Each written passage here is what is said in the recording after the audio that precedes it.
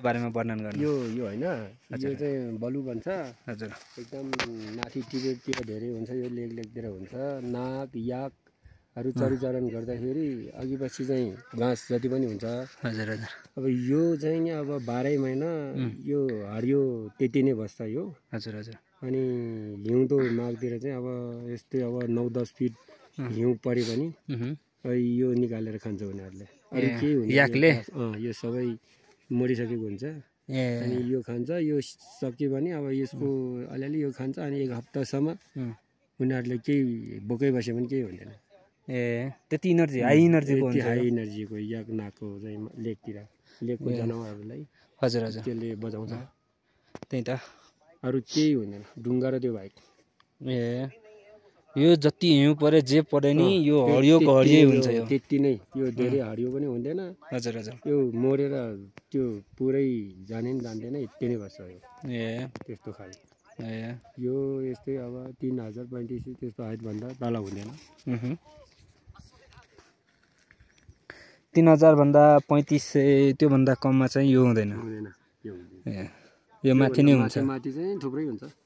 माथि जति भयो त्यति धेरै हुन्छ। त्यति हुन्छ। च्याङ्रा भेडाहरूले पनि यही खान्छ।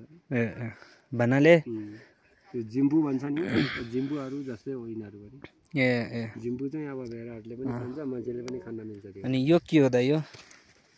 यो पनि जडीबुटी हो? यो पनि जडीबुटी नै हो। यो अलि नक्कली अस्ति नै भने मैले हैन। यो हजुर हजुर। यहाँतिर चाहिँ कुकुर सुनपत्ती भन्छ। हजुर। यो अर्को सुनपत्ती राम्रो खालको चाहिँ यो भन्दा माथि हुन्छ। यो भन्दा माथि अझै राम्रो हुन्छ। राम्रो आउँछ। 4000 चाहिँ यो अलि नक्कली।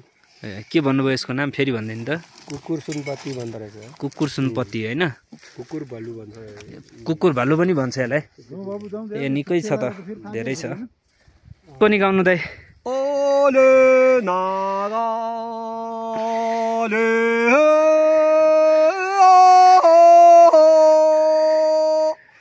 ओ लो लो टोले तो लो सो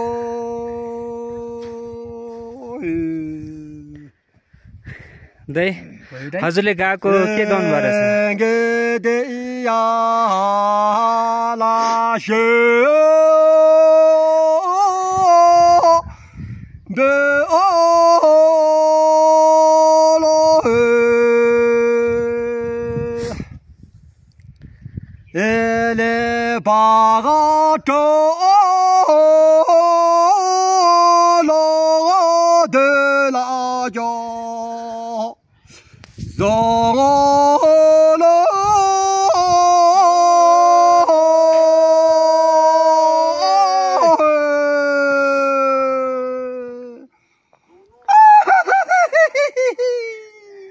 दाइ तपाईले गाएको चाहिँ के हो? हजुर यो हजुर तामाङ सङ भन्यो। तामाङ सङ तामाङ शेर्पा छेर्लु।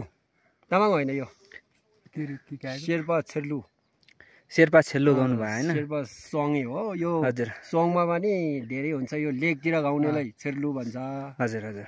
अनि गाउँतिर गाउनेलाई सिउँलु भट्टा भनेको हुन्छ यो तामाङको सङहरूमा। हजुर हजुर। अहिले चाहिँ मैले यो लेकतिरको चाहिँ एउटा छेर्लु गाउँ भनेको। यो झन्डाहरूको बारेमा। हजुर हजुर। यो झन्डाको बारेमा हैन? बोट बिरुवाहरूको बारेमा। हजुर।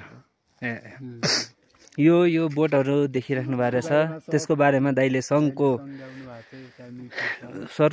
माध्यमबाट प्रस्तुत गर्नु भएको रहेछ हैन? यहाँ चाहिँ सेतो लाली गुराँसहरू निकै छ है, देखिराख्नु भएको रहेछ।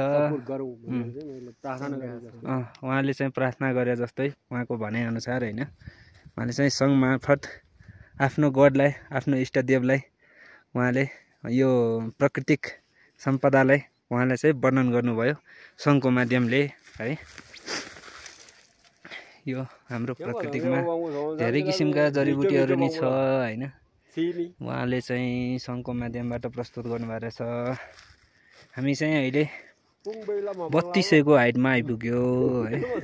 यहाँबाट हिमाल एकदमै नजिकै देखिन्छ, देखिराख्नु भएको रहेछ। पुरै यो पनि हिमालै हो। अहिले त पर्दैन यो, तर यहाँ नि पर्छ यो। यहाँ हिमालहरू पुरै नजिकै देखिन्छ।